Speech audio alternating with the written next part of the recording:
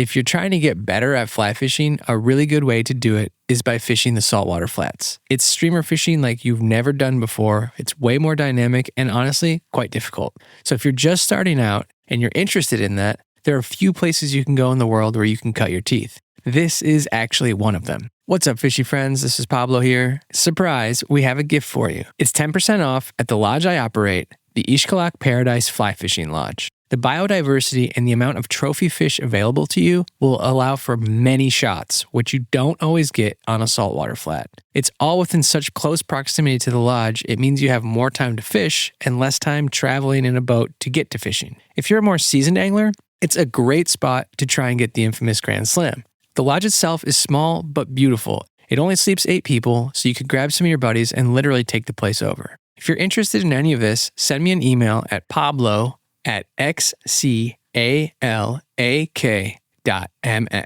Thanks a lot, and we'd love to have you.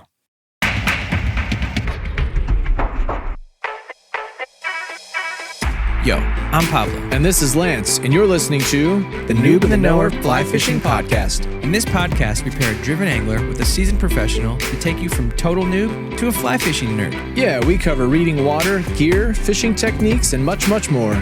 With Mr. Lance Egan, star of hit video series Modern Nymphing, Fly Fishing Team USA medalist, and professional guide. That's right, and here co-hosting, asking the questions on your behalf, is avid fly fisher and outfitter owner Pablo Signori. So now, let's hit the water. Fish on! Fish on. And we are Bizak. That's right, the Noob and the Knower podcast. Part 2 of the Q&A. That's part 2 in French for all y'all non-French speakers. We are jamming again. We took a little hiatus for some trips and we're back in the saddle again. Following up on this part 2, which we siphoned all of your questions, all of them, and we are going to come up with some clever answers to answer them for you. How's that sound, Lance? Sounds like a plan. We're going to answer all these to the best of our ability. And much to the delight of the listeners, I am extremely jacked up on caffeine, so hopefully I'll be funnier than part 1. All the ones I've been editing thus far have been kind of boring. It's like we're tired and like annoyed in all these episodes. Well, we probably are tired. I don't think we're annoyed. We are probably tired. We do these late at night. We both have regular jobs. We both have families to care for, so we try and scratch out some time when we can. That's right, and we're scratching it right now. To the point of bleeding. Yikes. Well, we have a lot to get through today. So I think we're just going to jump in here and start getting our hands and feet dirty, or hands and feet wet, I should say. Wet. Let's do it. I will try and tone it down now. So in today's episode, we're going to be covering different subjects. We did a bunch for you in the last one. So if you haven't listened to that one, please go back. We did flies, we did lines, leaders, casting, nymphing, you name it. Today, we're going to cover technique as well as stillwater fishing. We got a lot of nice questions on stillwater, which was cool. Ethics, comp fishing, that's competition fishing, and the Provo River. Ding, ding, ding, ding. One person had a Provo question, and I figured we'd hook them up. Just so y'all know, even though we're wrapping this up on this part 2, we did receive a lot more questions afterwards. So I think there's a good chance we might do a part 3. We're not promising it, but it could be another one. So if you do have more questions, please don't feel limited. If these come out and you have more questions, just keep sending them, because we've been compiling them, and we'll keep doing them, because these Q&As tend to be pretty popular episodes for y'all. It seems like you get a lot out of it. So we're trying to keep everyone happy, right? We're here to serve you, really.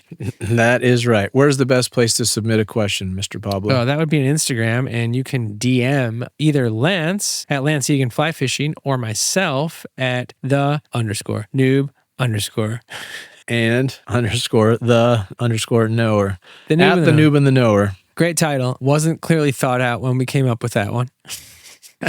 Sure it was. It really sticks, that NATK. It's at true. the Noob and the Knower. Actually, you know what? Maybe we can take this quick second to sort of give people a background on the name, because a lot of people are confused as to why it's called what it is. So for all you hardcore listeners, I'm going to give you a little background right now. Originally, the idea for the podcast was to do a season on a subject, and then after that season, the knower would choose a different subject and they would become the noob, and there would be another knower, and it was kind of a chain effect, and it wasn't just going to be about fly fishing. As it turned out, I'm pretty one-dimensional, so fly fishing kind of became the thing, and we just never moved on. So we just kept the name. Lance stayed talking about things as a knower, and that's where we've landed. And now we're in season 4, and I just can't believe it. I mean, it's been such a journey. 4 seasons in. I wish I were a knower. I'm not. I'm learning, as are we all, but we hope that along the seasons we've helped people out a little bit here and there. The point is you know a lot more than I do, and to most of us, you are the knower. So I remain new regardless of how much I fish. So that's the spiel, y'all. Enough chit chat. Let's get some things done. Technique. So this one comes in from Grape McGraperson. That's a really good title.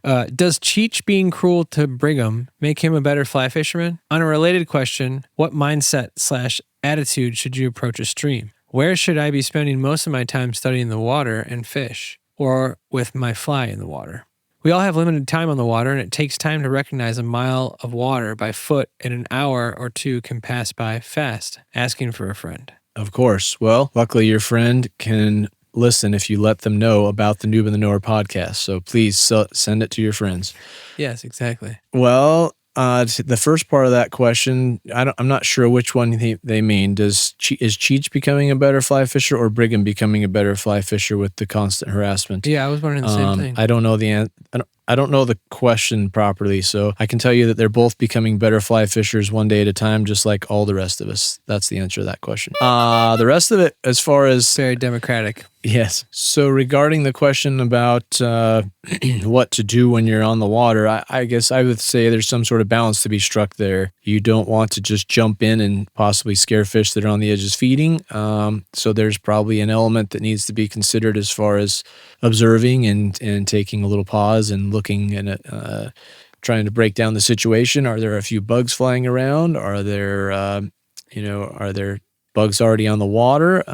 Is there nothing hatching at all? There's lots of things that you can learn just by standing around for literally a minute or so and just having a look around.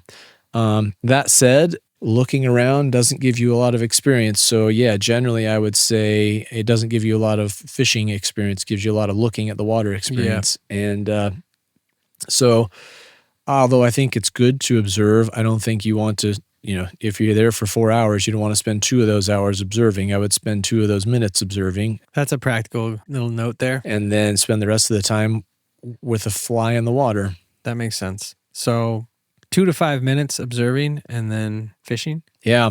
Do you do that for every spot, or are you doing that just sort of to get a feel for the river? No, just for a feel for the river and that time of day.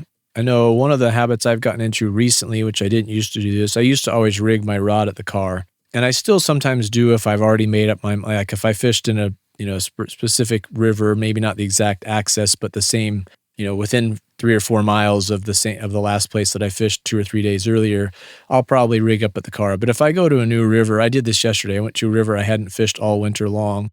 And so rather than rigging at the car, I put a rod together that I expected to be able to use technique wise. And I took another one in my backpack just in case I encountered some things that I wasn't really thinking would happen, but were a possibility, that being dry flies. I rigged up a nymphing / jigging streamer rod, and I didn't tie flies on or actually thread the leader through. I just put the rod sections together and attached the reel. Then I walked from the truck down to the river.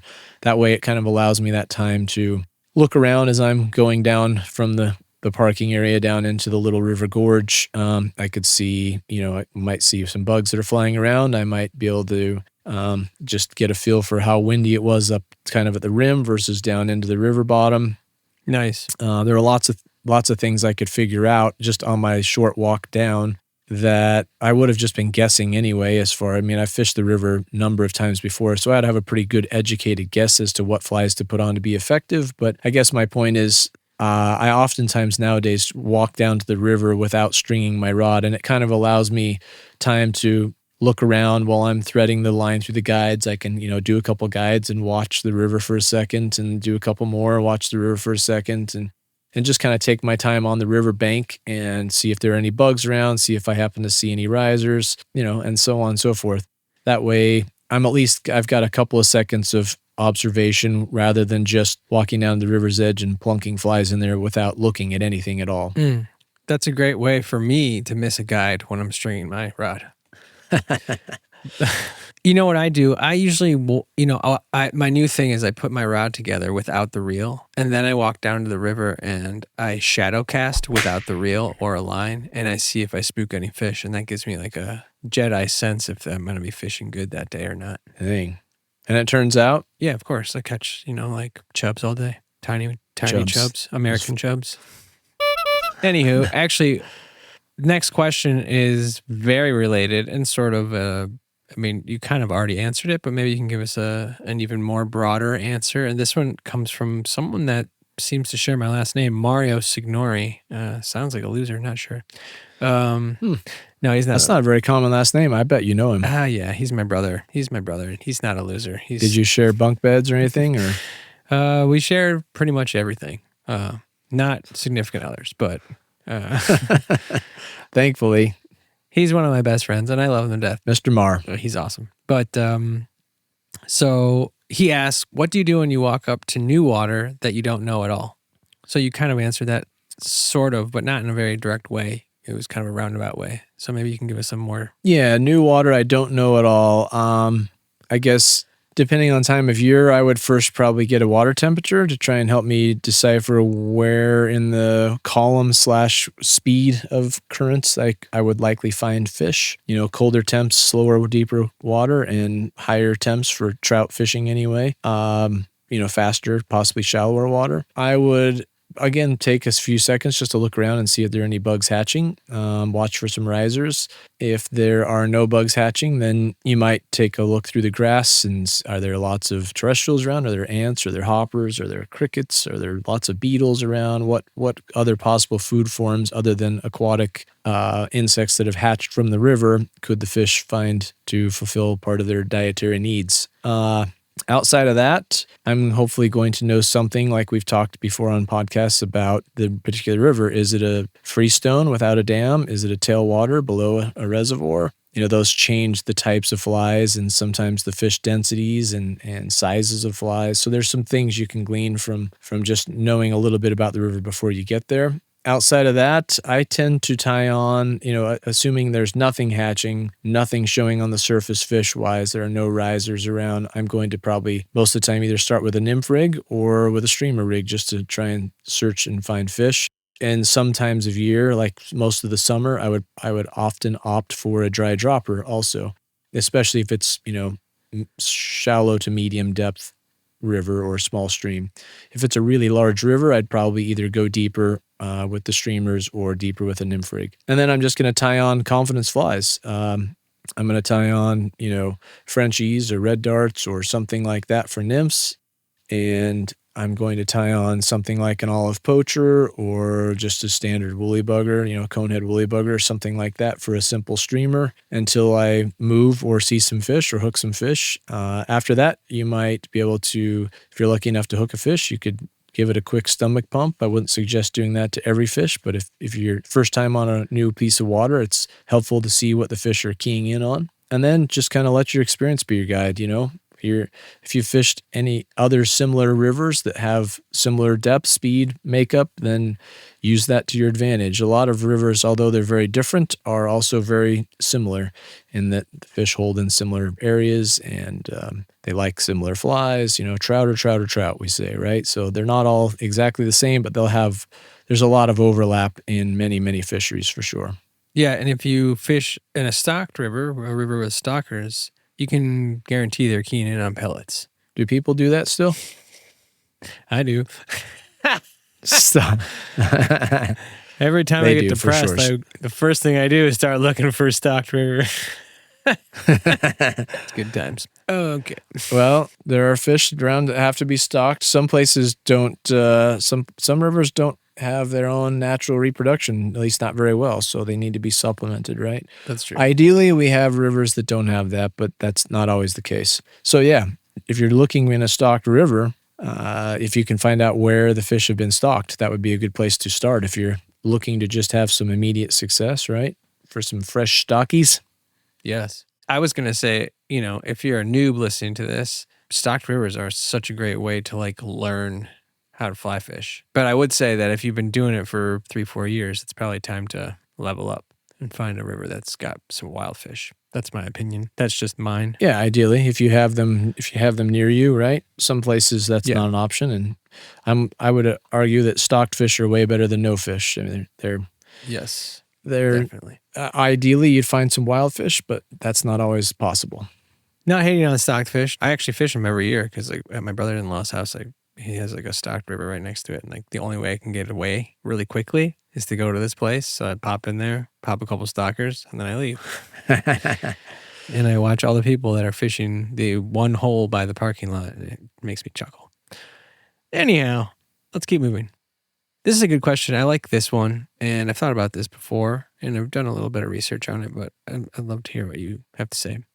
This is a question by digital_fly_bench. Digital fly bench. How do the shape of hooks lead to keeping fish on or allow fish to get off? I don't know that I can say that the shape of a hook alone does much for that. It can help in some ways, but it's not always simply the shape. I think the wire diameter, the quality of the point, the sharpness of the point, the length of the hook point, and then in some hooks, whether they're straight or slightly upswept points can make a difference. It's too general of a statement to say, in my opinion, to say that one particular hook really does this well or does that well. I guess I'm a bit of a hook nerd, I would say, as far as not nerd in the fact that I get way into the specs of the hooks. I'm a nerd in the part of I try lots of hooks and then I narrow down to just a few that I have really good success with that have very durable points, that have strong wire but aren't so heavy that they won't penetrate, but they're not so light that they'll easily bend out, and so on and so forth. So I kind of have go-to hooks for different types of flies. I guess a question I get asked in the shop often, working at Fly Fish Food, is, which hooks do you use? Like one brand sort of a thing. And I can't answer that because I use a few Daiichis and a bunch of Tiemcos and a few Gamakatsus and a few Fulling Mill and a few Arex and a few Dohiku, and just depending on what the model is, I have kind of favorites amongst each of those brands. But so it's not just the hook shape is what you're saying. It's more about the combination of features of each hook. Correct, yeah, because you could have a hook that is a straight shank, that's a long shank, that's a curved shank. You could have them with a straight eye, an up eye, a down eye, inverted eye. There's all kinds of different types of hooks, and many of those will hook and land fish very, very well. Others will not do so well. It just, to me, it varies hook by hook. There isn't even one full brand that I would say I love every single hook from that maker. Fair. They all have drawbacks. So, some of them are really good for specific purposes, but I don't want to pick on any one brand, so I won't throw anybody under the bus. But there is literally not a single brand of hooks that I would say every one of their hooks is absolute gold. They all have some that are absolute gold and some that are mediocre and some that are not well designed, I would say, or at least not for my needs. Maybe for something else they're well designed. And he's talking about, keeping fish on or like losing fish. I think one of the factors which hasn't been brought up also is the technique that you're using when you hook the fish, right? Totally. So it's like if you're fishing a streamer and you have a hook, like a streamer hook, and you trout set, there's a good chance you're not going to set the hook on the fish. You know what I mean? Yes. Whereas if you were in a situation where you trout set with a jig streamer, well, that would be different because it's shaped to go up into its mouth. Right. Yes. So that's part of it too. I like that. That's a good point for sure. The technique, the hooking technique plays a big role. I think one of the things people often overlook is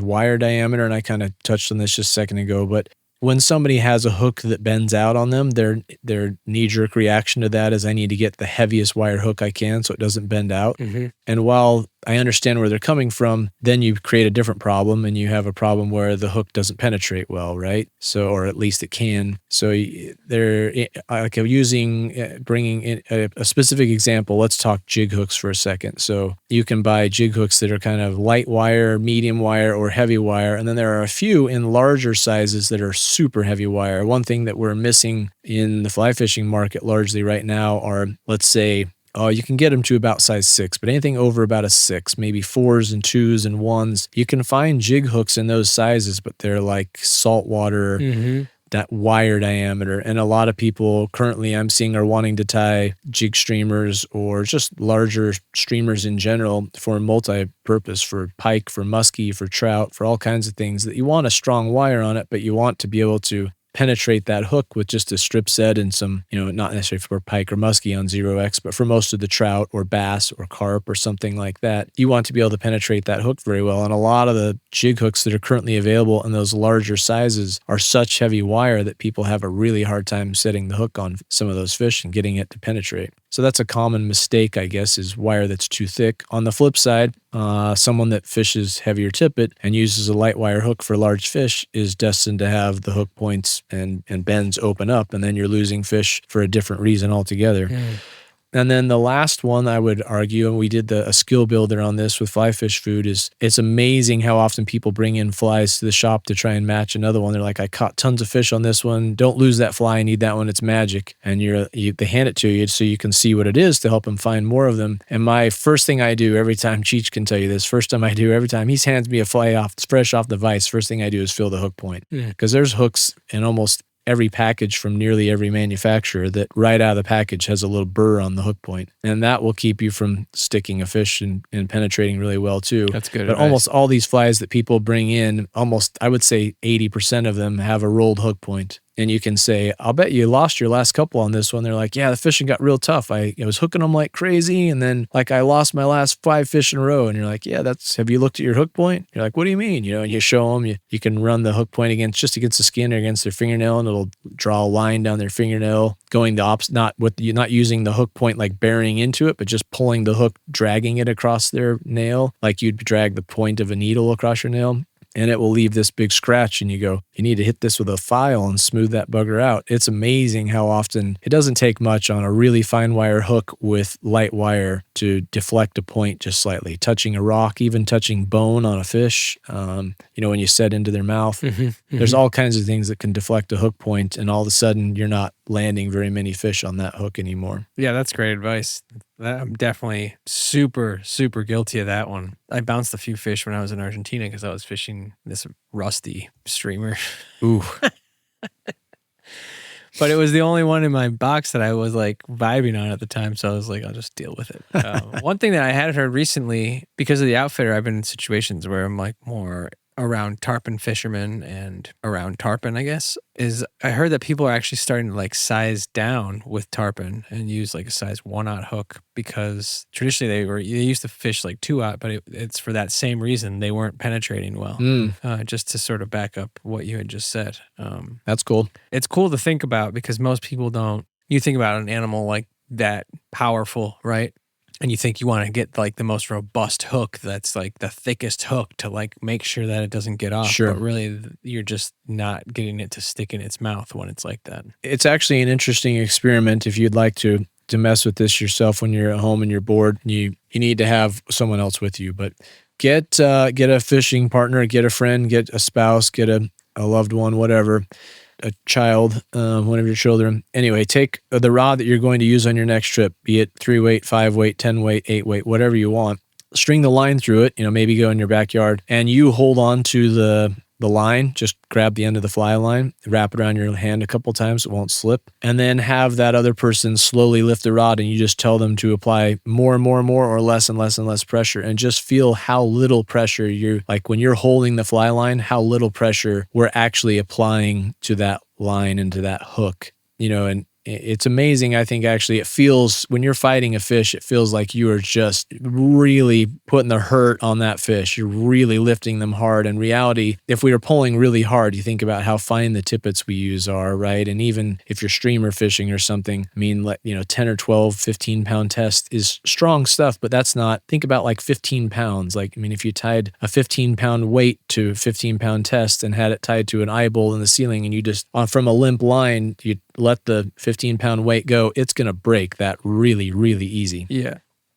You wouldn't be able to lift a 8 pound weight off the floor with with probably a 10 weight rod. You know what I mean? Like you're just not applying that much pressure. So I'm with you. The hook diameter probably doesn't need to be anywhere near as thick as we think for most applications. There are exceptions to that rule, but it's definitely better purchase wise to get a thinner wire hook and have ultimate strength. Really cool question. Thank you, Digital 5-inch, because that was very enlightening.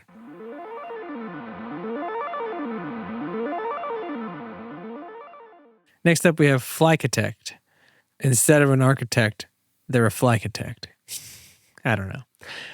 Anyhow, if there are no rocks to flip and no bugs around in the air or in the water, what flies should be the first 5 I try? This happens to me a lot. Man, if there are no rocks to flip, that suggests that you're fishing a silty bottom. Mm-hmm. Sounds like Sand County in Wisconsin. Sand County. I would try and find out what insects live in that sand. And I don't know. That doesn't happen in my rivers very often. We have very rocky rivers, most of the West. Happens around here. But generally speaking, midges live in sand and silt. Worms, annelids, let's call them, since people don't like worms for some reason. Everything else is okay. We've gone over this, but worms are somehow taboo, even though they live in the river. But worms live in the sand and the silt. Crane flies live in sand and silt quite frequently.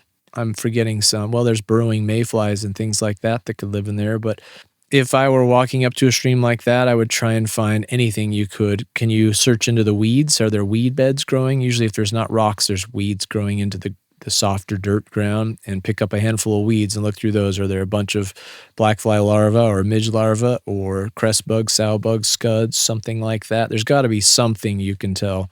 If there's not, yeah, that's what I was thinking. There's got to be something there, right? If there's not, and you're in the one place on planet Earth that doesn't have any way for you to tell what lives in that river, then Antarctica. When in doubt, Antarctica, tie on your most confident fly. For me, that would probably be like if I were going to nymph it, I would probably tie on a red dart and a Frenchie, or maybe a thread Frenchie. If I were throwing on a dry fly and there's no bugs in the air, I would go bionic ant with a little Frenchie dropper or something like that. Just drab stuff. Frenchie could be lots of things. Could be a mayfly nymph, could be a case caddis, could just be an attractor. We don't know. We don't know why they eat it. We just know they do. Bionic ant, there's basically anywhere there are trout on planet Earth, there are ants. I'm sure that there's an exception to that rule, but I haven't encountered it yet. All right. That's what I would tie on. Love it.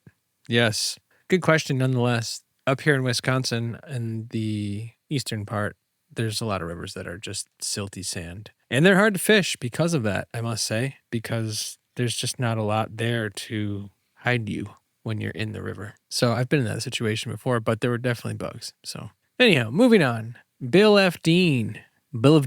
Why/how do so many right-handed fly anglers cast with their right arms and then switch the rod to their left hand and wind with their right? It's never made sense to me. It hasn't ever made sense to me either. I don't do it that way, but some people were just taught that way. So it's just kind of when they started fishing, that's what they did, and so they've just kept doing it because it feels more comfortable. For others, I've had this conversation lots and lots of times in the shops over the years. Another reason is some people are not very ambidextrous, and they find that winding a reel with their non-dominant hand, let's say, is very clumsy, and so they switch hands. To which I've often asked, but then doesn't that put your fish fighting abilities at risk when you're doing that with your clumsy hand? I don't know. There's no right or wrong answer there. To me, the easiest way to do it for trout fishing is to, if you're right-handed, cast with your right, reel with your left. There is no right or wrong there. However you're getting the job done, I would say continue doing it. For me, most of the time when I'm trout fishing, I don't ever reel them in anyway. I just strip them in. So the reel is kind of irrelevant as far as the direction of retrieve, but it's much less automatic, much less, what's the right term I'm searching for here? It's much less efficient, I suppose, for me when I hook a fish to try and continue to keep tension and switch hands during the middle of a fight when a fish could surge or come straight at me and I'm trying to maintain tension. That seems like a precarious position and a silly maneuver in my opinion. So I don't do it that way. I always cast right, reel left. And if you're a lefty, then you cast left and reel right. I will add to this that I had an experience last summer where my sister got a charter boat inshore charter boat in South Carolina. So we went out with this guide who was great. And he got my nephew, who was 13, on like 150-pound tarpon. Oh, nice. Which it sounds great, but was absolutely horrific because there's no way kid could keep this thing down. Right. Ended up spooling the entire line. This is not fly fishing. This is conventional angling. It was absolutely bananas. And the guy was like all upset. He's like, now we're down a rod. I'm like, what did you think was going to happen, dude? Anyhow, I wasn't planning on fishing because we were just taking the nephews out so they could have fun or whatever. My sister insisted at the end, after everyone had caught a bunch of fish, she was like, it's your turn. I'm like, okay, whatever. So next rod that had a fish on got handed to me, and it was this massive thing. And we couldn't figure out what it was at first, but it was quite an experience. I've never fought a fish that hard. Within, 2 minutes, I was like covered in sweat. It was like the hardest workout where you felt like you just couldn't fight back. You were losing the whole time. Mm-hmm. It was a right-handed rod, and I was trying to reel up right-handed, and I remember it being so hard because it was right-handed. It felt so awkward trying to move a reel that was unmovable, basically, because this thing was like so powerful, right? It ended up being like this 6-foot shark. Right. And I can't remember the species of shark that it was, but it was like one that is not very commonly caught in that area. So he was like super stoked about it. Regardless, it was like an impossible battle. And I think it would have been a lot easier had I been able to use my left hand on it. Sure. So I think that's the one case that I would make to do that, to switch, is when you're like fighting something that's like so insane that you can't keep them pinned down. Yeah. So in using your example, for many years I sold conventional gear, spinning and casting, trolling, all that sort of stuff as well. And they're like, if you take bait casters, casting reels they're common for for bass fishing, most of them are available in right-hand retrieve. They do make left-handers, but they're most commonly right-handed retrieve, designed for right-handed casters, and they are actually designed to cast for a right-hander. Then the switch hands, most of the really skilled casters switch hands kind of during the cast, and then hold the rod with their left and reel with their right, because they find that right-handers are, again, more efficient reeling for hours on end with their right hand. I don't know, that's a common thing in conventional gear for sure. The only other reason I've been given to switch hands, people that fish saltwater with fly rods will say, well, if I'm casting all day with one arm, I also don't want to fight the fish all day with that arm. But I think, to me, that one didn't ever make a lot of sense, in that most of the time, if you're chasing fish that are big enough that they're really, really fatiguing you physically, it's rare for that type of fish to be caught in such numbers that you're really fatiguing yourself by catching, 20, 30, 40 of those fish a day. It's possible. I'm sure there are exceptions to that rule, but most of the time, like the tarpon example you gave, most of the time people aren't catching 100 tarpon a day if they're big. They could if they're catching baby. You need to fish with me more often, Lance. I know. I do need to fish with you more often. That's true, actually. That's the truth. But still, it's, if you're on the front of a flat skiff and you're looking for big tarpon, you're not casting blind all day anyway. You're usually just standing there until you see one, right? And then you're sight fishing to that fish. Yeah. If you're chasing baby tarpon, you're casting into mangroves or in a lagoon or something where you're just blind casting. That's a little different. Then you are making repetitive casts, but you're not necessarily fighting giant, massive fish in that case. Okay, that was stimulating and adventurous at the same time. Let's move on to Corey Happyheart. They ask, do you ever use single-handed trout spay techniques /lines?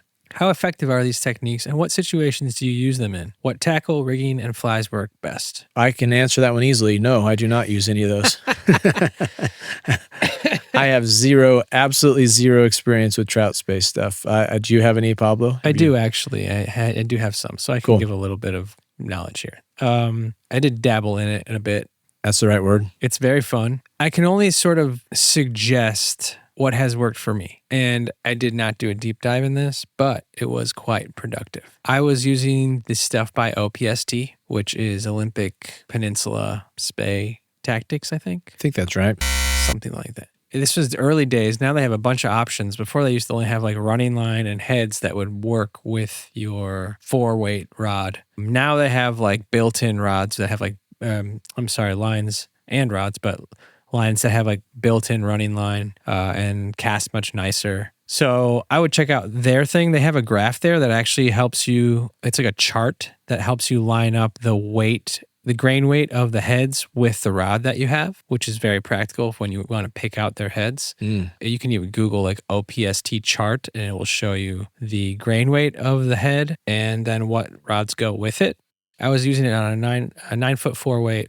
And I had 175 grain head, if I remember correctly, with their laser line, running line. And what I was doing, which I had a lot of fun with, I was using Dave Pinchowski's Swing and Cray. It's a really easy pattern to tie, and it's my go-to smallie pattern. Because when I fish for smallmouth, a lot of times I don't want to get too creative. And I've actually just like narrowed it down to this thing that I do that I find so enjoyable that it's hard to get me off of. I catch tons of fish with it, but I'm basically just swinging flies with this fly. And it started when I started doing trout spay actually for smallies. Cool. OPST also, they sell like 3 or 4 different sort of poly leaders for the head. So you buy the head and then you can get like a floating, a medium sink or like a fast sink. And I usually, I'll just put on a floating line and maybe, 6 to 8 feet of tippet. And then I'll put on one of these little swinging crays by Dave Pinchowski. I can put the link in the show notes to the tie-in video. Guy's quite a character, but he's a legend in the Midwest. Cool. And he actually just came out with a book recently, which I haven't read yet. He's really good friends with Ed Ward, the guy who started OPST, but OPST is based in Washington and Dave Pinchowski is based in Minnesota, I believe. So anyways, it's basically just a craft for clouser with a couple little extra moves and some rubber legs, but the thing is just deadly. Like I've caught hundreds of smallies, big smallies on this thing using this technique where you basically just... Cool. If you're doing trout spay, you would just launch the cast, do an upstream mend, let the thing sink, and then you start stripping as it swings. I mean, it's the most basic way to fish a streamer, basically, but it works really well. Sure. So, like I said, I'm not an expert, but I have had fun with it, and it's a cool thing to do. And I think what's cool about trout spay, actually, is that it really teaches you sort of how to load your rod properly in a weird way, because it's like you really feel it. So it's like if you do it wrong, everything fails. Mm-hmm. So it kind of forces you to get it in the sort of in that sweet spot where it'll actually launch. That makes sense. So for clarity, I in no way wanted to sound like I'm against trout spay, because I am not. I have nothing against it. I live in, actually, I think I know who Corey Happy Heart is. I think he's a local here in Utah that I know fairly well. He comes in the shop frequently. We don't have, as Corey knows, we don't have a lot of large rivers near us. We live, like Utah is one of the driest states in the nation. And so we do have lots of small streams. We don't have a lot of large trout rivers. So we don't have a lot of places where trout spay actually makes a lot of sense. When most of our rivers and creeks, half of our creeks you can jump across, not literally, but close, right? We have a lot of 10, 15, 20 foot wide creeks, and our larger rivers, what we call rivers here in most states would be called creeks, if that makes sense. Mm-hmm. We have a handful at best of floatable rivers, and we don't have very many big pieces of water. So it's not something that's particularly popular in my market and where I live. But it for those that love swinging flies and that love two-handed casting techniques, I know lots of people that are totally in love with it. And I think it'd be a fun way to spend some time. I haven't gotten a lot of interest in it because of my regionality, because of where I live, and I think there are often ways, in my opinion, to catch more fish, but that isn't always the most fun for everybody. Sometimes catching most fish is not the key. Just having fun doing what you're doing is the key. So I would encourage anybody that wants to do it to try it. And to your point, you mentioned OPST. I know we sell some trout spay stuff. So although I haven't fished any of it, we do carry some of it. and Scientific Anglers and Rio and Airflow, every company makes Orvis, everybody makes trout spay type stuff. And if you go to any of their websites, any website I've looked at that has trout spay rods, they'll give you a kind of a optimal grain weight on their website based on the rod. Some of the rods even say it right on the rod label. So you can easily match a different a line to what you want to do with it casting wise. And there are lots of options. It's a growing segment of fly fishing for sure. I'm glad that you had some experience with it, Pablo, so you could walk us through it a little bit. And it's not something that I have done. I wouldn't dare say it's not something I'll ever do, but to this point, it's not something I've spent any time doing. So I am not an expert by any stretch of the imagination on it. The only time I've hooked myself really bad was trying how to trout spay. Yeah. I did a snap tee and it ended up in my pinky finger. Ouch. All right, let's keep moving. What do we got? We got a beadhead _ sow bug. That is a fishy person there. And this is what they ask. How to know when you can stay put and cast in the same place for an extended period of time versus move on. I always make a few casts and move on, but I've seen others, including guides, stay in one spot and cast over and over and over and see success. What are they seeing that I'm not? I think they meant to say, how do you know? How do you know when you can stay put and cast in the same spot for an extended period of time versus move on? Right. Well, that's not an easy one to answer. Knowing when you can stay there, I guess the easy answer is if you're catching fish. If you're continually catching fish, then why move, right? But when the fishing slows down, you got to change something. That could be changing techniques, changing flies, changing depths, retrieves, and so on. Or it could be just a change of location. You could just move up or downstream. Or if you're fishing a lake, you could move along the bank, or if you're in a boat, to a different part of the lake. It's pretty difficult to explain why someone would stay there. I would argue that a guide is staying there for one of two reasons. The most likely one is because they're catching fish there. The secondary one is because they have clients that maybe are not very mobile and they are sure there are some fish there to be caught. And every guide has to kind of figure their clients out for that day. Are they the type of clients that want to run and gun and cover a lot of water? Or are they the kind of clients that you want to just plug and play, put them in a spot, walk them through some techniques, and hope that they catch a few fish in that particular spot? There's a wide variety of clients and a wide variety of guide types. Some guides don't want to move. Some want to move all day long. So why they're there, who knows? I would argue if a guide's staying in place, most of the time it's because they're confident they're going to catch some fish there. What about because in Modern Nymphing, your lovely videos that we bring up all the time, you guys talk about gridding. ModernNymphingMasterclass.com. ModernNymphingMasterclass.com. You guys talk about gridding water. Mm-hmm. So I've tried to do this. One thing that I did notice when I was with Lance fishing is he tends to use very short drifts, at least where we were fishing, which I was very surprised about because I was doing longer ones and I realized that I probably wasn't fishing properly. But whatever. You guys talk about like gridding water. It's like near to far. Shallow to deep. Mm-hmm. Shallow to deep. So maybe someone could be doing that if they're spending a lot of time on the same piece of water. If they're really trying to dissect it and pick off every single fish on that grid. Mm-hmm. Could that be an option as well? Absolutely could be, yeah. And again, everybody has a different outlook on their day, right? When I just go to fish for fun, which is 99.999% of my time, I just want to catch fish, and I don't want to spend all day rigging and those sorts of things. So I tend to be more run and gun style, so long as the river I'm fishing allows that, as far as crowds and accessible water and so on. If I have 2 miles of river to work, I'll probably work 1.5 miles or 2 miles of it. You know what I mean? I'm just going to keep covering water. I find showing flies to fresh fish usually amounts to more fish rather than staying in one place for very long. Now, on the flip side of that, there are times where I really want to dial in a particular technique on a particular water type or something like that. And in that case, I might spend more time in one place. I might, if I'm wanting to work on my small fly, long leader, let's just say presentation with dry flies to spooky fish, I'm going to seek out water that would enable me to do that. And once I've covered all of that, I'm going to reel up my line, get up on the bank and walk to the next piece of water that looks exactly like that, and probably walk by several hundred fish in the pocket water between pools, if that makes sense, only because I'm trying to learn that one technique. So depending on where you are, what you're trying to do, you could vary that greatly. But there's so many variables there. I think knowing how many fish per mile are in your water, that's something you could learn from your local division of wildlife or fisheries division, or talking to the local biologist that manages that fishery. They would usually have that kind of information. And knowing about how many fish are in that river or creek can give you a better estimate of, should I be covering a lot of water, searching for just, the very prime lies, because that's where you're likely to find the most fish. Or if there are tons of fish per mile,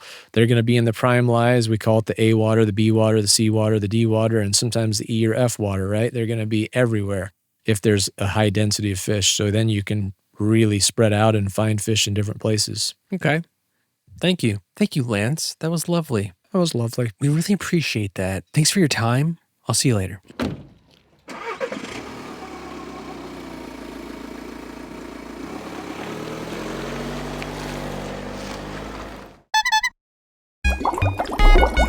The Scientific Anglers segment. And we are back with my fellow Michiganders, the Scientific Anglers Fly Line Company based out of Midland, Michigan. Let's go. Let's go, Mitten.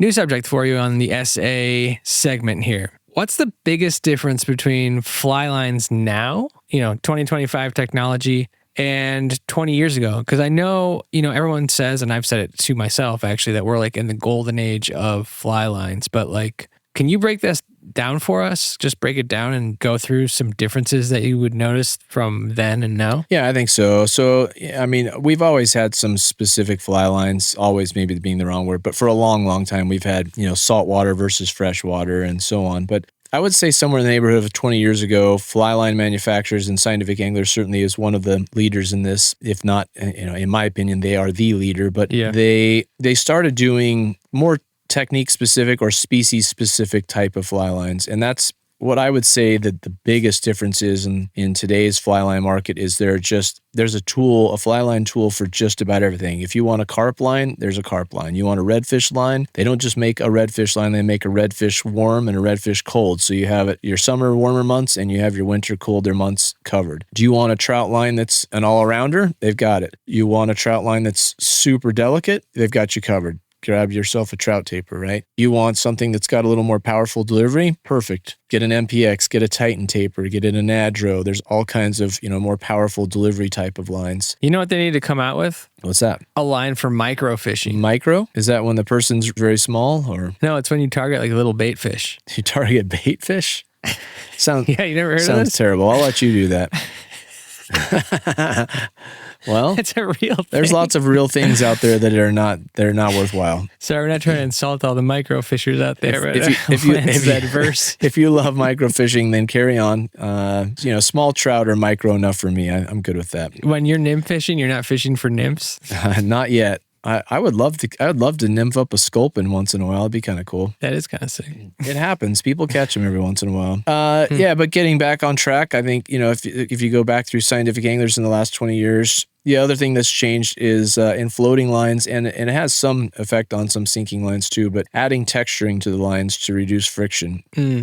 Going back to their shark skin and then their shark wave, and now what is what they call their amplitude textured series. Yeah. Having texturing to the lines is something that's new and that's changed in the last 20 years. What else? Technologies. If you go around the 20-year mark, maybe it's a little longer than that, 20 to 30 years, but the other difference was fly lines always had a core and then a coating, and they used to have a topical kind of slick agent added to the coating. And in the last 20-ish years, most fly lines, especially the mid to higher end fly lines, have a slick agent that's built right into the coating. So it doesn't wear out. It lasts the life of the fly line. It's always there. Even if as you're using the line and you're wearing down the surface, you're just exposing more of that chemical or that material that's helping the line stay slick. And in many cases, also helping it float. That's cool. It's crazy they think of all this stuff. The lab coats at SA, the Scientific Angler nerds. We love them. Thank you, SA, for being nerdy, but we still want a microfishing line. Question for your podcast. This is from a Chris W. When adding weight/shot on point to get your fly down faster or to add weight to an unweighted fly, do you position the weight right at the eye/bead or an inch or two above it? And why? When trout are spawning in the spring and the fishing quote unquote turns off, how do you approach the river differently and how do you select flies? What method is more productive during this spawning period? So 2 questions there. I think the first one, if it's legal where you live, it's not everywhere. I would argue putting split shot on the point, on the tag. Look up a Provo River bounce rig or a bounce rig or a drop shot rig, or people call it different things, different places. But bounce nymphing with the weights on the bottom and flies on tags, especially when they're unweighted, is a very, very effective way to get flies to the bottom and stay in contact with them. You could catch fish by putting a split shot right against the bead, I have no doubt. However, I think that would be the least favorable way to do it. Ideally, you'd have weights about 6 to 8 inches below the bottom fly, or 6 to 12 inches above the closest fly, if that makes sense. Putting the weights above the fly creates kind of an elbow in the system. I don't love that rigging, but some places that's the only legal way to do it, other than putting it right at your fly. I wouldn't put it right at your fly because it's going to make your fly look silly, although some fish will still eat it, but that would not be the best way to do it. Only the silly fish will eat it. Only the dumb ones. I tell you not to do that because I think it's a silly way to rig, but I hesitate to say don't do it at all costs, because I have no doubt there are some fish dumb enough to eat a fly even with a split shot crimped right on the leader right at the fly, because fish are dumb. It's going to matter. It's going to come far more down to your presentation of the fly than where you put the split shot. But the split shot can help you, get a much better presentation and have better contact, strike detection, if you will, with the flies. And the best method for that when you're using split shot is to put split shot on the very bottom of your rig and have flies on droppers up above it. Cool. And when you do that, you're probably doing like a stopper knot at the bottom of the tippet there so that the split shot doesn't fly off? Most people do, yes. Just put an overhand knot there so it doesn't fly off. Cool. The other school of thought is to leave a tag of tippet that's 3 or 4 inches long past the end of the split shot and pinch the bottom 1 or 2 really, really tight. That way, if they get snagged, you can sometimes slide them off without breaking your whole rig and losing all of your flies, where when you have the knot there and the split shot get snagged, then they tend to get broken off with usually at one of your fly dropper connections. Oh, cool. Okay, cool. Yeah, I haven't tried that bounce rig. I've mentioned it before that George Daniel in his book talks about doing that in spring creeks when there's a lot of weeds and you're snagging. But I still haven't had an opportunity to try it. Yeah. Would like to, though. Second part of his question, when trout are on the spawn in the spring and the fishing, quote unquote, turns off, how do you approach the river differently and how do you select flies? What method is more productive during this spawning period? The spawning period, the most effective method is to fish egg patterns. I would encourage you not to spawn for not to fish for the spawning fish. Lance doesn't want us spawning. This is a G-rated show. You make your own decisions about spawning. I won't go into that. Spawning. Remember, spawning fish are susceptible. They're susceptible to extra stress. They're already stressed out when they're spawning, so I would argue it's best to leave any spawning trout alone, unless, I guess I would at all costs. I'm not going to put any even unless in there. It seems unfair. It's already unfair. It's an unsportsmanlike move to fish for spawning trout, I believe. I agree. I'm with you. That's just me. You can disagree as a listener. That's okay. If you're doing it in a place where it's legal to fish for spawning fish, then you don't really have to answer to anybody but yourself, right? There are almost always fish that are not spawning. The trout don't all spawn in unison. They spawn over the course of several weeks or even 2 to 3 months in some cases, where they, let the brown trout spawn in most of the western U.S. is one of the spawn. That's when the browns are running, if you will. Your favorite. With their long legs. My favorite. When the browns are running, they get their track shoes on and they run up the river. Anyway, whether you're fishing for brown trout, rainbows, cuts, brookies, doesn't matter. Whatever fish, trout especially, that you're fishing for, when they're spawning, there are always some fish that are not actively spawning. And if you find a spawning bed, rather than chasing the fish on the spawning bed, if you just look 10, 15, sometimes 20, 30 feet downstream, there's almost always a pod of fish eating the eggs that are coming off of the spawning bed. Mm-hmm. So you can leave the spawners alone and still fish the same river system, just without affecting the spawners that are at least actively spawning at that moment. It's a great play. That's how they catch the jacks here. They call them the jacks. The jacks. Behind the steelhead. When the steelhead come in, all the browns run also. The Browns are running. They're running in their dreams because they're in their beds. But they hang out below the Reds and they pick off the floating. Do you think eggs. they're more Nike or Under Armour track shoe fans? It's a good question. I think they're more Adidas. Adidas. Asics. Asics, yeah. I think the Brook Trout are more Brooks, but it just depends on the. Oh man, look at that pull! Dang, that was clean. Yeah, That's the that was a caffeine. win right there. Thank you, Mate. Yerba Mate for the win. That's awesome. Yeah. The real question is, do any of them wear Skechers? Because I don't know about that. Not even whitefish would be caught dead in Skechers. Only the American chub. Skechers are fine. Skechers are You don't fine. have to throw them away. Zero judgment zone. Maybe. Michael C.W. How does weather and water clarity affect fly selection? You're welcome. Confident man. You're welcome. How does weather affect fly selection? Was that the question? I got lost with the you're welcome. How does weather and water clarity affect fly selection? Wow. You're welcome. Fly what? Fly section. Section. Okay. How does weather and water clarity affect fly selection? You're welcome. No hablo español, no hablo inglés. De nada. Well, I think that weather doesn't affect it a lot, in my opinion. Maybe a little bit cloud cover, I suppose. But for me, more streamer choice in rivers or lakes than nymph or dry fly choice. For me, as far as the outside weather goes, for me, with streamers, whether I'm fishing a river or a lake, the more cloudy and dark and overcast it is, the more I like darker colored stuff as well as white. That's a little Interesting. that contradicts some people's takes on that. For me, white does not ever work, at least not very well, in bright, sunny conditions. But white works really well in low light, whether that's early or late or all day with an overcast sky. On the flip side, other bright flies, like in a lake, for instance, fluorescent orange or fluorescent yellow, chartreuse, fluorescent pink, some of the really bright, gaudy colored flies, whether they're streamers, whether they're blobs or fabs, those for me usually work better when it's brighter out. I'm trying to think of exceptions to those rules, but What's a fab? I've never heard of that one. fab, a foam arsed blob, a blob with a foam back, so it has some buoyancy, kind of like a booby, but instead of the foam booby eyes, it has a foam butt on it, if you will. Okay. An arse.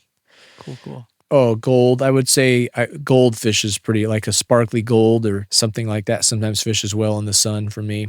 Sparkle minnow. Like a sparkle minnow, yes. Okay. Cool. Like a crelex, something like that. Mm-hmm. You're welcome. All right. I mean, yeah, I'm with you on all that. The white thing, I haven't really tried, but I'm going to now that you mentioned it. I think that's really cool. Here in Chicago, we got a lot of overcast, so I'm always trying to figure my way around that. Try a white minnow imitation. It's hard at the lake because it's, part of what you're doing, at least the way I fish it, is a lot of it's sight fishing. So it's like cloudy days. It's like it's really hard to sight fish on a cloudy day. Tough to see him. Yeah, and I'm using white on the sunny days, typically, because I want to be able to see my fly. Because it is sight fishing, a lot of times it's for drum and carp, and that it's like you don't actually see the eat, you just see the fly disappear, and then you set the hook type situation. So, Awesome. But yeah, that's good advice. I'm going to try that out. I love that. Should we move on? We shall. We shall. This one's from 64 Blue Jacket. What is your go-to technique when fishing hatching/emerging midges? All right, Ed. We know who you are, Ed. Stick it down. 64 Blue Jacket. What is my go-to for hatching/emerging midges? Quite specific. Very specific. I guess it's a tough one to answer because midges hatch and emerge from the very bottom of the river or the lake, and they swim all the way to the surface. So you could fish emergers and or larvae right near the river bottom or lake bottom and all the way up through the column. So on a nymph rig, when they're deeper, and when they're shallower, then either with a dry and a dropper, on a lake with an indicator pause you rig, there? or on a midge tip or a floating line, yes, please do. So midge has a larval state, has a complete life cycle? Midge, yes, I did not know that. Has- That's cool. has an egg, a larva, a pupa, and adult. Yes. Huh, cool. Larva is like the worm, the bloodworm, if you will. That's the larva. The pupa has gills and a little more pronounced thorax and head to it. Okay. And then the adults, of course, are the winged floating insects. Yeah, so they do have a complete life cycle. That's right. We're going to be doing a bug podcast. That was one of the ones. Little entomology for your listening pleasure. Yes. So Cool. I think Sorry, I cut you off. You're all right. I think what Ed's really asking about is how would you fish them in a river situation when they are near the surface is what I think he's really trying to get at, which to me is either very, very small, lightweight indicator with, unweighted or maybe one weighted and one unweighted pupa, but not very far below an indicator, or better yet, below a small dry fly. I shouldn't say small, medium dry fly, something that's buoyant enough that will suspend the flies, but not big enough that it hits the water hard and would scare fish that are inches below the surface. Griffith's gnat? Yeah, Griffith's gnat, if it was big, would be okay, but maybe more something on a cluster midge that's got some foam or parachute post or something involved in it to give a little more buoyancy, or even just a foam. I always go back to some of my favorites, but just like a small bionic ant that's got foam cylinders, or a small, really small, chubby Chernobyl, something like that won't hit the water hard but has quite a bit of buoyancy. One of the less common and I think more effective ways to catch fish that are eating emerging midge larvae and pupa is to swing flies. Get yourself like a Sills midge or any sort of midge pattern that's a little soft tackle and just cast on a floating line, no weight, unweighted most of the time if they're right near the surface. If they're deeper, maybe a little weight. Once again, I will do a little shameless plug, but we just released with Fly Fish Food, we just released another skill builder video a couple weeks back where we did just a real quick primer on swinging wets. Oh, cool. I'm going to watch that. I'm really into the swinging wets thing right now. It is definitely not a skill of mine that I would consider myself expert level at, but I know enough to be dangerous. And we walked you through the process of how you rig it, what you're doing, how you're speeding up and slowing down the line. And a little spoiler alert, I hooked 3 fish at once doing it on video. That's sick. I did not land all 3 fish. You'll have to watch the video to see how many of the 3 I land, but little teaser. But it's a very effective technique. And the flies can be really simple, like thread body with silver wire, like zebra midge with a little soft tackle, a little peacock crow with soft tackle is basically what a Sills midge is. Peacock crow with a partridge hackle on the front, tied very sparse. That's deadly when they're eating midges. And there's no dead drift involved. It's a really easy technique because you just cast kind of across or down and across, and depending on the speed of the current, you can just tight line it. Sometimes you not tight line like Euro. We're talking regular fly line, like bellying out and just being taut with the current all the way as it swings downstream of you. Yeah, hold your rod tip up and have like a belly in your line, you're saying? I like to have the rod tip down, but having the rod tip up is another method of doing it for sure. That's the Davy Watton way. Yes, he does that a lot when he's manipulating flies near the surface at kind of shorter range for sure. A lot of what I was showing was more fishing 30 to 50, 60 feet away in some cases and just swinging flies through a long glide. But there are lots of ways to do it, and Davey is no doubt a much more experienced expert at wet fly fishing than I am personally. So I would suggest Davey's videos and writings on the topic for sure if you want to delve into it. He knows a lot about swinging wets. Wet fly ways. Wet fly ways is a good video, yeah. But yeah, that's a little known technique that I don't think people use enough, especially when fish are being tough. They're being snotty. We have that a lot on our local tailwaters in the winter where there's midges around, fish are rising, and people are having a hard time getting them to eat. And sometimes just as simple as walking up to the pool from the top of a pool and swinging wet flies through it all of a sudden starts producing a bunch of fish. It's also it's kind of a neat grab. It's not quite as aggressive as a streamer bite, but you feel a pretty obvious thump on the line when they come tight, and it's a fun way to fish and very effective. Yeah, it's a super fun way to fish. Very cool, very classic, traditional, old school. All the above. It's like gypsy jazz. You know what I mean? Okay, next up. This I one's don't. Kinda... What is gypsy jazz? Django Reinhardt is gypsy jazz. Look him up. Never heard of her. What? He's like one of those famous jazz guitar players. Never heard of her. I don't do jazz. It's Django with a D. DJ. Django. Okay, so current rod, reel, quiver, and what to use them for.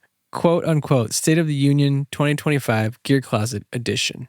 I think this was Pat's question, but I can't remember. I remember seeing it.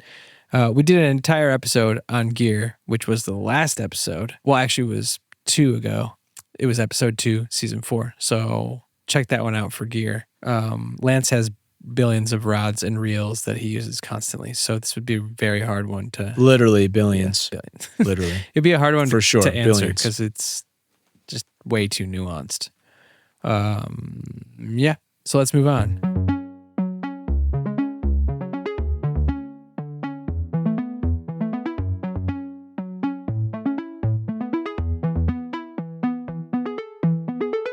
Stillwater. Cool. Stillwater section BK_media asks, when you know you're casting onto a bunch of fish, but they won't take any of your flies, what is/are the things you start to change? I suppose they know there's tons of fish there because they can see them. Let's assume. Yeah, and actually, I'm seeing now that they wrote this on Stillwater as well. So they were actually asking for rivers and Stillwater. Basically, you see a bunch of fish that are rising, I think is the point, and they won't take any of your flies. So what's the first thing that you start, or what are the things that you start to change? When they won't eat any of your flies, first, if you got to have flies that look like what they're eating.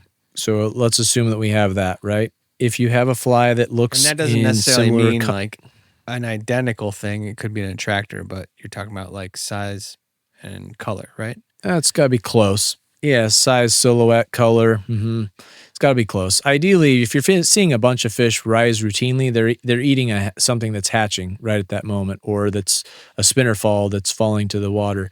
They're eating something that's incredibly prevalent right then. If you're seeing lots of heads come up with irregularity, so if that's happening, you need to identify what it is they're feeding on, and then you need to find the fly in your box that is most similar to those. The next step is the hardest one to explain to people, especially in the shop. It's easier over the podcast because you don't have to look their sad eyes straight in their face and tell them their presentation probably sucks. I cannot tell you, and I know we've covered this on the podcast, but I can't tell you how many hundreds of anglers I've watched think they're getting a good drift when they are not. They're like, why didn't they eat that? That was perfect. And it wasn't. It had drag the whole way. It's really hard to get a drag-free drift. Really hard in most situations.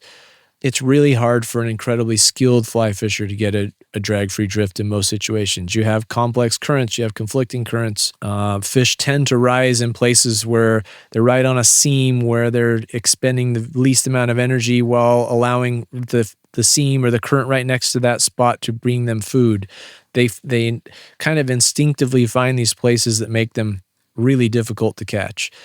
So I guess the first thing I would suggest is if you're seeing tons of fish rising and you're not catching them, mess with your fly, go lighter tippet, go longer leader, try not to get your leader to straighten, make it have some slack, and work on getting a drag-free drift. And if it looks like it's moving the same speed as the current, make it look like it's going slower than the current.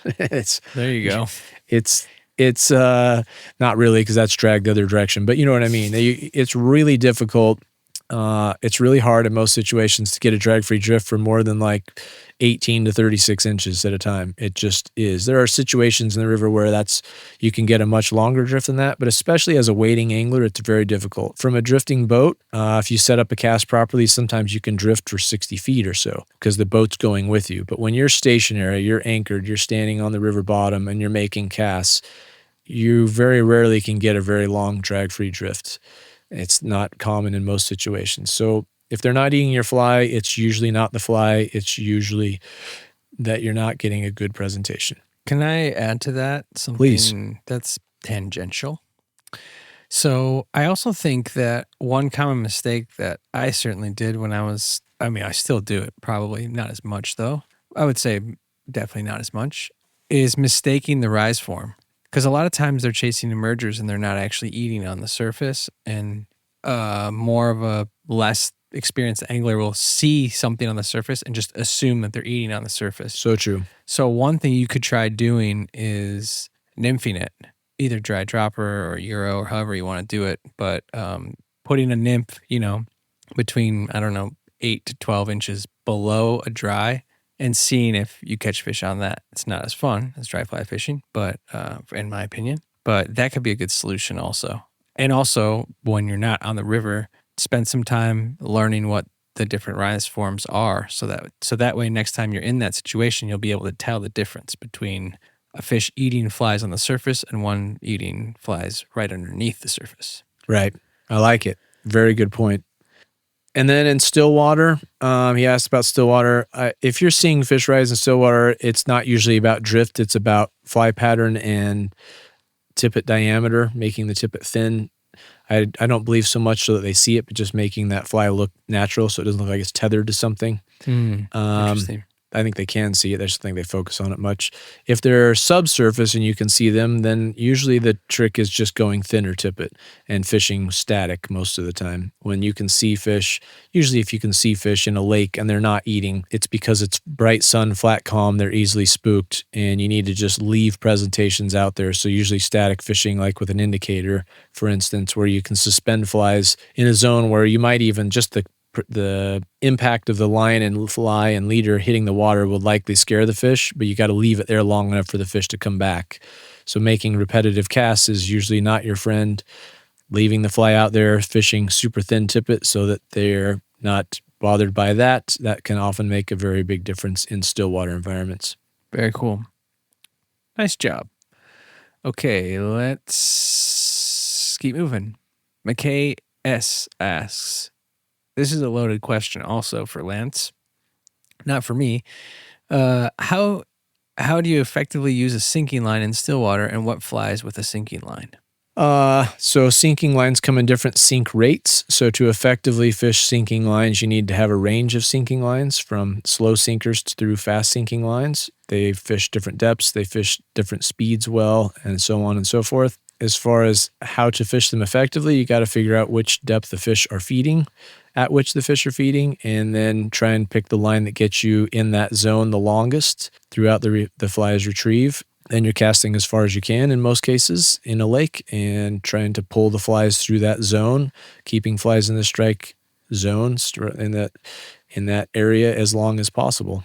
Like you say, it's a loaded question as far as how to fish a sinking line. There are so many techniques as far as speeds of retrieves, types of retrieves, types of rigging, some with buoyant flies, some with unweighted flies, some with sinking flies, some with combinations of all the above. That's a topic we could go into for a long time, but the nuts and bolts of it are just understanding there are different sink rates of lines that help you achieve different depths, and then adding flies appropriately to fish those depths. Not very helpful. No, that was great. Actually, I was very impressed with the conciseness of that answer. It was not what I expected. If there's people that want to learn more about stillwater fishing, let us know, and maybe we'll do like a more in-depth episode on it. Because we did cover stillwater fishing, but not with these super finite details where it's like actually covering ways to fish. So if that's something that you're interested in, let us know, and maybe we'll do a podcast on that. It'll be like a stillwater fishing 2.0 or something. That would be a good one. I would be curious, to be honest, because I've never really gotten into stillwater trout fishing. I've fished lakes before, but never for trout. So, and it looks like in July, hopefully I'll be able to go do that in Colorado. So nice. It might be a fun episode to do. Side note on that one, Side note on that, if you're really interested in stillwater, look at Phil Rowley's stuff. He has Phil Rowley, Brian Chan have teamed up over the years. Phil Rowley's doing more stuff independently now than with Brian, although still some stuff with Brian. But they have videos out, lots of podcasts, lots of content you can find, books and so on videos from Phil Rowley. More recently, Devin Olson, shout out to our buddy Devin, had a really cool stillwater book that came out about a year ago maybe. That's a very in-depth stillwater book. That would be a good read for those who are really looking to get into stillwater and understanding that environment. Get on that stillwater. All right, next up, Erie Mitch asks, most people who fish stillwater trout where I'm at hang chironomids under an indicator, generally fishing 12 to 20 feet deep. I'd love to hear the types of lines and leader setups you would recommend in those situations to get away from using an indicator. It seems that having the flies within a foot or two of the bottom is the key to more bites. What would be the best ways to keep the flies in that strike zone without an indicator? Thanks in advance. Oh, he said thanks instead of you're welcome. We appreciate that, Erie. Man, somebody got underneath Pablo's skin on that one. Not at all. You're welcome. Not at all. Pablo's pretty hard to offend. We kid. That's true. Years of ridicule have hardened my heart. He doesn't care. He don't care what you say. No. There are two very established methods to get away from the indicator. The probably most, I don't know, I guess neither one of them is very well known. One is called dangling, where you just take a super fast sinking line, a type 7, type 8 line, and you basically measure out the distance from, usually people do this from an anchored boat, but they fish, if you're in 25 feet of water and you want to get your chronomids down, or leech or whatever it is, most time it's chronomids, you want to get them down within a foot or two of the bottom, you basically measure out your amount of leader and fly line and you cast it out, and then you just sit there and count it down until it just literally sinks vertically. The fly line sinks vertically underneath your rod tip, and you just hold it there, and people jig it a little bit, very, very lightly. You're not moving it even 12 inches. You're moving it 2 to 3, 4, 6 inches max. A lot of times you just hold it still, and you're just basically, it's more or less the same as having it sit underneath an indicator, but it's just fishing straight below you. And then the takes are pretty savage. All of a sudden you just feel the fish eat it and come tight. So it's a feel type of an eat rather than a visual eat like with the strike indicator. The other style is with a midge tip, or can be done with a floating line in some cases, but a midge tip is a stillwater specific sink tip that has a very short intermediate sinking tip section to the rest of the line that floats. That helps anchor your rig in, and I would argue you can fish a midge tip to about 20 feet with a long leader. That's about the max. It's much easier to fish 8, 10, 12, 15 feet, but with the right flies and heavy tungsten beaded flies and a long leader system that's mostly tippet instead of mostly butt section, you can get those flies to depth relatively well, and you just have to cast them out as far as you can, count the flies to depth, which will require you to probably find the bottom a couple times, count it down until you're retrieving slowly and feeling the bottom, and then lessening your count just slightly to try and keep the flies in that zone. But basically you're casting the midge tip out with that long leader system, getting the flies to depth, and then very slowly retrieving them back to you with quite a few pauses, because as you continue to retrieve the flies, they will creep up towards your floating portion of your line. So you might move them with either tiny little strips or with hands, very slow hand twist retrieves 4 or 5 times, and then stop them for 4 or 5 seconds, and then retrieve again, and then pause, retrieve again, and then pause. So you're kind of doing flies are near the bottom, lifting up, pausing, allowing them to sink back down. Oh, cool. And a lot of the eats will actually come as they fall, so you kind of have to stay in contact. Classic. Those are the two most common methods for that. You'll be watching with the dangle, you'll be feeling the takes. With the midge tip, you'll be watching the floating portion of the line or watching the swing tip that extends from your fly rod tip down to the water to register strikes. You just did something on that, didn't you? Yeah, I was going to say this is going to get old, but we do all these, we get a lot of these types of questions routinely. So we just did a fly fish food skill builder on reading the swing tip to detect strikes. So there's a full video on that just came out recently too on Fly Fish Food's YouTube channel. Very cool. What's the difference between a midge tip and a sink tip? A midge tip is a sink tip. It's just a very short intermediate sink tip, where most sink tips are longer and or much more dense, faster sinking tips. So like a sink tip you'd use for streamers in a river would commonly be a sink rate in the range of on the slow end of things, a type 3, more commonly type 4, type 5, type 6, type 7, maybe even type 8 sink tip to help get flies down quickly. And usually in the neighborhood of 10, 12, 15, 25 foot depths of sinking tips and the rest of the line floating. A midge tip usually has 3 to 6 feet. Oh, wow. Some are a little longer than that, but mostly 3 to 6 feet. Some of them are even like 18 inches of a little bit faster sink connected to a floating fly line. And usually they're just type 1 sink, intermediate, if you will, 1.5 inches per second, maybe to 2 inches per second on that little sinking tip. So they're also a different taper designed to cast a longer leader with a team of stillwater flies, rather than most sink tips that are designed for streamer fishing are designed to throw larger, more wind resistant flies, and usually 1 or 2 instead of 2 to 3 flies, if that makes sense. Mm-hmm. Very cool. Slightly different. The midge tip is virtually useless in moving water. It doesn't sink enough to change things other than just fishing a floating line. The floating line is much more versatile, and a sinking tip line that is a really fast sinking line is versatile in lakes, but less versatile than just midge tip or a full sinking line, if that makes sense. Mm-hmm. Okay. That was my Stillwater question. That was by P_S_S_. Next up, Jordan.Tardif. What types of ways can you fish a lake without it being boring as hell? I don't want to stare at an indicator for long periods of time. Fish in peace. No, fish in peace is not part of it. That was a different... I was going to say, staring at an indicator for a long period of time could be fishing in peace. You're not being interrupted by those pesky trout. That's true. Jordan, tell us how you really feel, bro. Yeah, we hear that a lot when people are trying to talk themselves out of stillwater fishing. And honestly, staring at an indicator when the fishing is slow is very boring.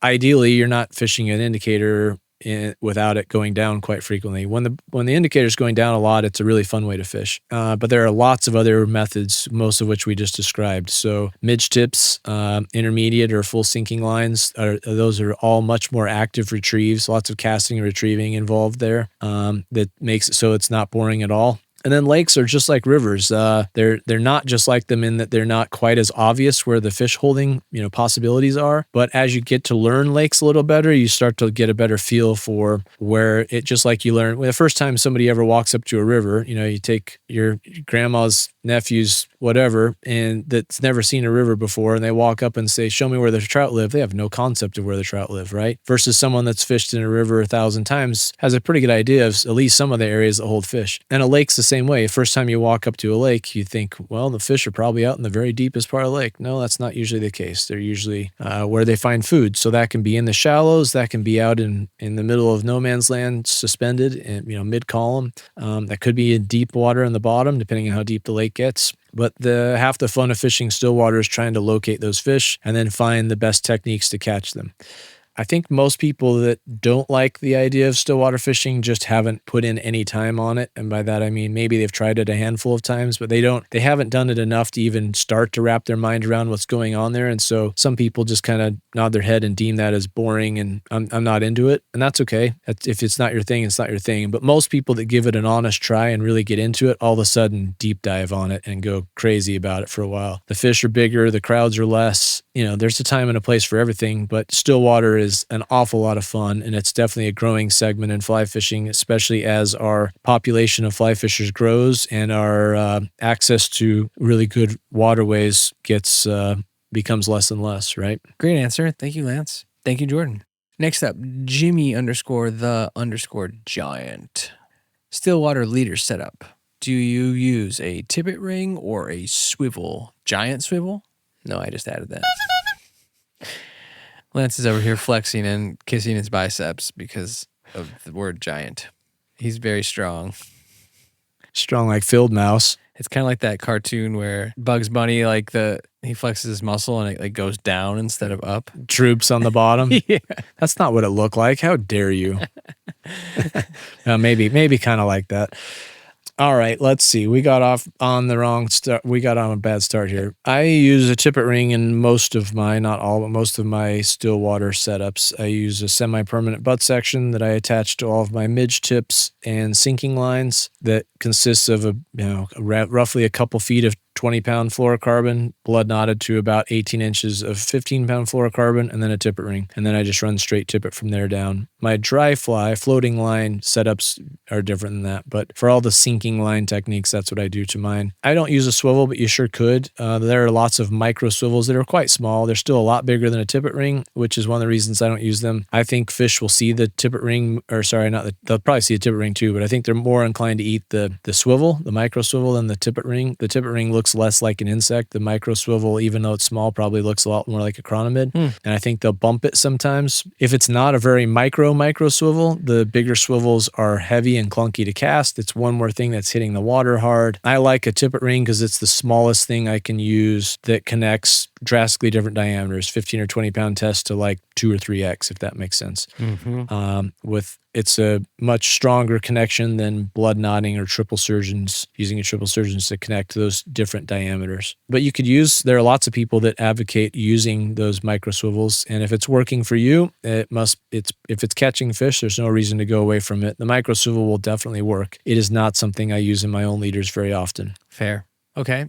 Michael D asks a question that's kind of funny because we are recording in May. But originally, we recorded the first part in April, but it was so long that we had to do a part 2, and here we are a month later doing part 2. So, in April, in southern Utah, what time of the day should you fish a mouse on Stillwater? Man, that's very specific. I'm surprised that old Mike D didn't mention the exact lake that he wants to fish. Old Mike... And I know Mike D. Is it a deer mouse or is it a? That's a specific one. Well, you could argue you could catch fish on a mouse all day long. I would argue that the most effective times to fish a mouse is in low light periods, early morning, late evening, or at night. That said, I've caught trout on them in the middle of the day. That's cool. So the best times, low light. All right, low light's your winner. Anytime you can talk about mousing, it makes me happy. Really? Yeah, mousing's so low cool. light's the time. It is fun.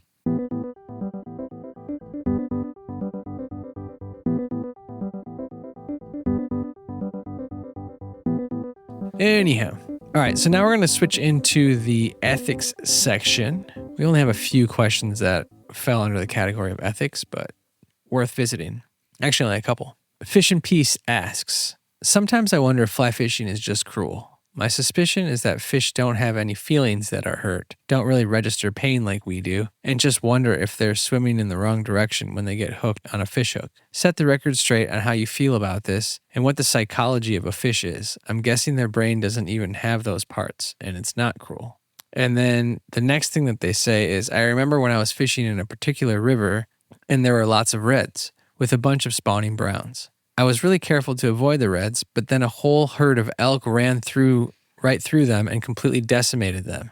I realized that fish had been around for millions of years and they will probably outlive humans, and they have evolved to lay lots of eggs. Is it really a big deal to fish spawning fish? Well, I would say the answer to your question is your handle, Fish and Peace, bro. Do what makes you happy. If fishing doesn't make you happy, then don't do it. I think Fish and Peace is active enough on my social media account that I think that person fishes quite a bit. So I think they're already one of us. They're in. As far as the ethics of it, nobody knows that. I cannot set the record straight because I do not know what fish feel, or my impression is that they do not have the capabilities to reason, and they're not feeling scared. I don't believe they're even feeling pain. There are so many examples of fish that I've caught that are marred from a blue heron or talons from an eagle or an osprey. They're just scratched up and beat up. Some of them have gaping wounds that go all the way through their body, and they're still surviving no problem.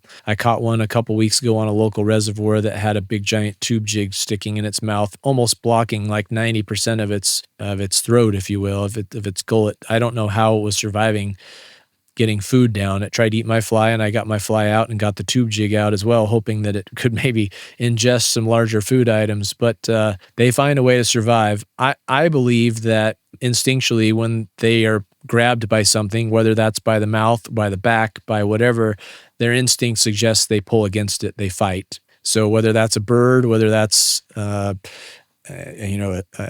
otter, whether that's an angler that's got them by the lip, their instinct is just to pull away from that to try and escape. Whether or not you agree, honestly doesn't matter to me. I've made up my mind on it, and you get to make up your own mind on it. I would say as long as you're fishing within the rules, you're not breaking any laws, I think you can feel like you're doing it ethically. And I don't know, some people would argue, why are you torturing those fish? I get comments like that on my social media once in a while from somebody that's against fishing, and they'll say, how can you torment and torture that fish and then just let it go? And my response, I get those questions from my wife. If I feel the need to respond, which I often don't, I usually just delete those comments because I don't want to engage them. But if I feel the need to respond, I usually respond with, well, the alternative is killing them. So would you rather have them have a shot at continuing to live after having a quick interaction with another animal, or would you like me to kill them? I know the answer. They want them to live, and they also don't want me to torture them while they're living. But it tortures me when I don't catch them. So it's a trade-off. Oh man. It's not a life and death trade-off for me, obviously, but you have to make sense of it in your head. And then let's see. The other part of that was spawning fish. Yeah. Spawning fish. I'm with you. The fish have been around a long time. They're likely to be around even longer time. Does it affect them when you're fishing for spawning fish? Yes, I think that it does. And that, to your point, they do lay thousands of eggs, but the eggs do not come to viability in a lot of cases, as you mentioned by the elk experiment there, and anglers, and there's lots of other things that can have high flows, low flows, all kinds of things can take out trout eggs. Not very many of those eggs will survive. So if you're fishing for spawning fish, you're going to have even less fish that survive. More important for me personally, what I see in a lot of our local fisheries, that one of the reasons I wish they'd close some of our fisheries, not all of them, but some of them that have lower fish densities, lower fish counts, the people that chase the spawners are chasing the oldest, most vulnerable fish, the largest fish, most adult fish at the time when those fish are stressed at the highest levels. And so in essence, you're adding even more stress to the most stressful time in their life, or at least the most stressful time in their year. You're adding even more stress by catching them. And then we're potentially killing the largest fish that I don't know anybody that doesn't want to catch large fish, right? Nobody goes to the river and says, I don't want to catch any of the big ones. I only want the fingerlings. We came here to get dinks. We wanted the dinks, and all we're catching are 24 inchers. That doesn't happen. Nobody ever says that. So long story short, when you're catching the spawners, even if they're not 2-footers, you're catching the largest, most mature fish in the system, and you're stressing them out. So they're already stressed when they're spawning plenty. We don't need to further stress them. So let's just leave those fish alone, let them do their gig. And when they're all done, before and after, they're fair game. All right. Thank you for that. Next up in ethics is from Dale S. Explain best conditions to use different colored beads. I suppose that's under ethics. Are you thinking trout egg beads, or are you thinking? I'm thinking he means bead heads on flies. Yeah, he is. I know. I just put it under ethics. Somehow it ended up here on accident, and it's kind of a funny ethical question. Beads, yeah. There's no right or wrong there. I think most time fish will eat. If you're fishing in, Croatia, you should be using Croatian beads. If you're fishing in Patagonia, you should be using Argentine beads. Dang. What if you're on the Chilean side? Don't use Chilean beads. Right. I don't think there aren't very many beads made. I think most of the beads come from China, right. And maybe a few from Germany, or there's probably somewhere else that makes them. But I think most of them come from China. So I think we're all using Chinese beads for the most part. And I love Chilenos. Don't take that personally. I have a lot of Chilean friends. Yes, I knew that you did. Yeah, bead color. I mean, honestly, bead color on a hook, on a nymph, I should say, is a personal preference. There is no hard data I've ever seen. There are personal preferences. I have lots of angling friends, competitors, non-competitors, etc., that love specific colors of beads and that hate other colors of beads. And then sometimes the colors that they say, we've covered this in previous podcasts too, but sometimes I've even had people that I know catch a lot of fish that will tell you straight up that a fly with that color bead will not catch fish on this river. And then guess what? It does. Mm-hmm. You go tie a fly with that color bead and it catches lots of fish on that river. Beads can make a difference. I think the biggest difference is not the bead color. In most cases, it's getting the fly to depth if you're using a beaded fly and drifting it properly. The bead can make a difference, but it's not usually the difference maker. Okay, so while we're on the subject, if I use a nude colored bead, is that considered naked nymphing? No, because naked nymphing is a different technique altogether, but it's probably a new technique that you'll have to come up with what you want to call it. Okay, fair. You're not rocking the nude colored beads? Nude colored? I don't know. What's a nude? I mean, are they just like skin tone colored? Yeah, of course. Like they're flesh colored? Yeah, any flesh. Yeah, that would look pretty dumb on most flies. I think the coolest bead, honestly, would be a mirror bead. like that's pretty cool. literally a mirror so that it reflects the dressing of the fly and its environment. I think that'd be the coolest bead. That would be pretty sweet. Although, what if the fish sees itself in the mirror and it freaks out? It's like, that's what I look like? This is nuts. Oh, well, if the mirror's small enough, it'll just look like a small version, and large trout eat small trout, so we're good. That's great. I love that. It's a really good idea for a fly. All right, we're going to keep moving here. We only have 2 questions left. Whew. Sadly. So this next one is about, only one came in about competitive fishing. Question on competition angling. Hey, Lance. Hope all is well. Here's a question for the podcast. There are a lot of influences from competitive fly fishing that trickle down into mainstream fly fishing, from the techniques and approach to the rods, leaders, and flies. Are there any recent influences that competitors pick up from mainstream fly fishing and become adopted in the comps? If so, what are they and how do they become commonplace? So they're suggesting like the opposite, that that just mainstream fishing. Are there any mainstream fishing techniques that then go into competition fishing? Is that how you understand that? Yes, that's what they said. And this is a question by Ben S. There aren't any that I can think of off the top of my head, but I mean, most conventional fishing techniques are widely used by competitors. I guess we've had a whole podcast on this before too, but I think competition fishing is completely misunderstood. At least in the US, everybody seems to understand that it's a Czech nymphing competition. I get asked all the time, are you still on the Czech nymphing team? No, I've never been on the Czech nymphing team. That's a different country.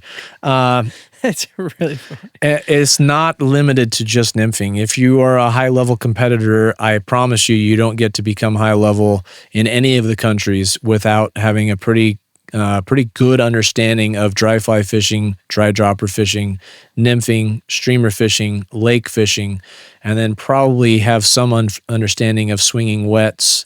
What else? I'm sure I forgot a technique or two in there, but the world championships generally revolve around salmonids, so trout, grayling, whitefish, depending on where they are, usually just trout, but occasionally there are grayling. But aren't you like an expert at slanging woven beads?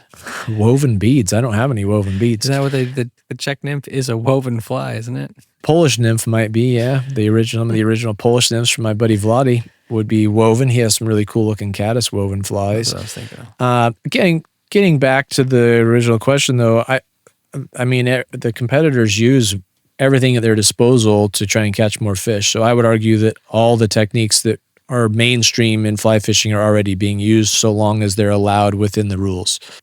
Nymphing, dry dropper, streamers, etc. are all very viable and in the right situation are very useful. Yeah, there you go, Benjamin. I hope that answers your question. And now we will move on to, drumroll please, this episode's final question.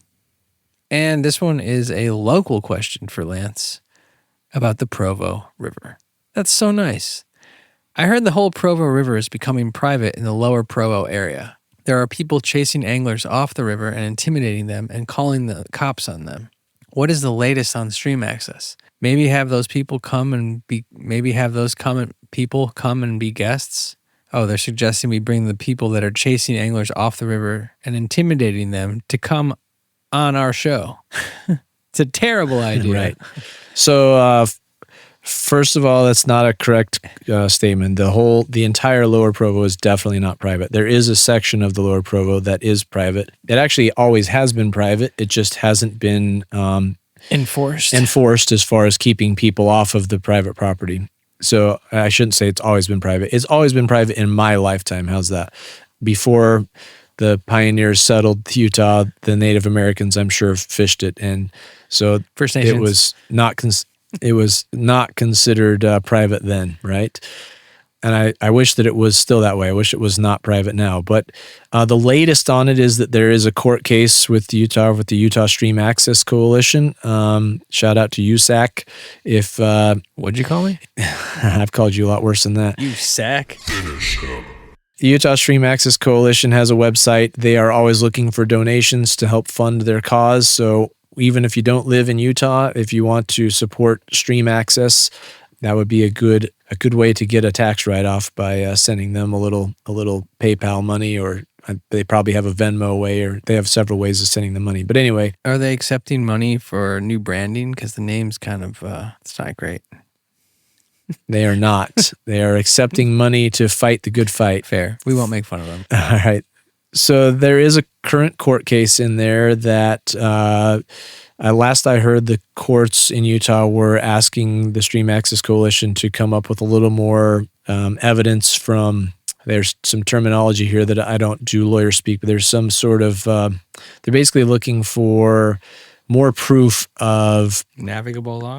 For navigable law, but to prove that it was used as commerce, that the rivers, especially this section of river, was used for commerce, like at statehood sort of a thing.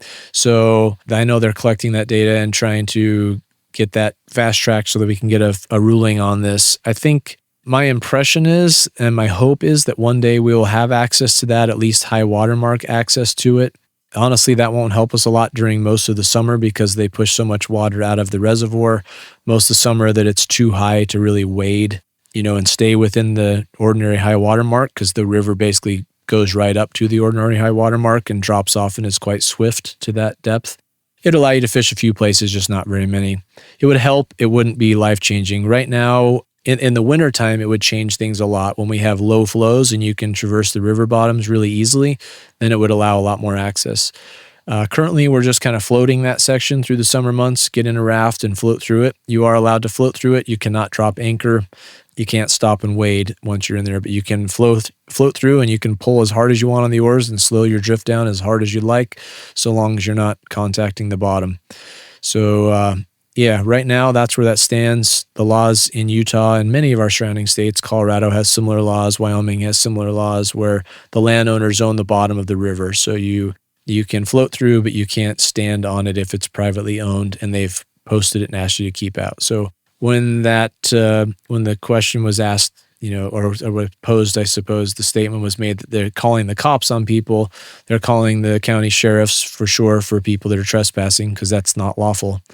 And we have to be careful to follow the laws, even if they really suck. What we have to do as a people is try and elect officials, so specifically in our state, in the legislature and representatives, that will support our stream access and recreation. And if we can't do that, then we don't have a lot of ground to stand on to complain, right? We gotta try and elect officials that will have our best interests in mind and the best interests of the population of the state, and for the public to use its publicly owned waterways.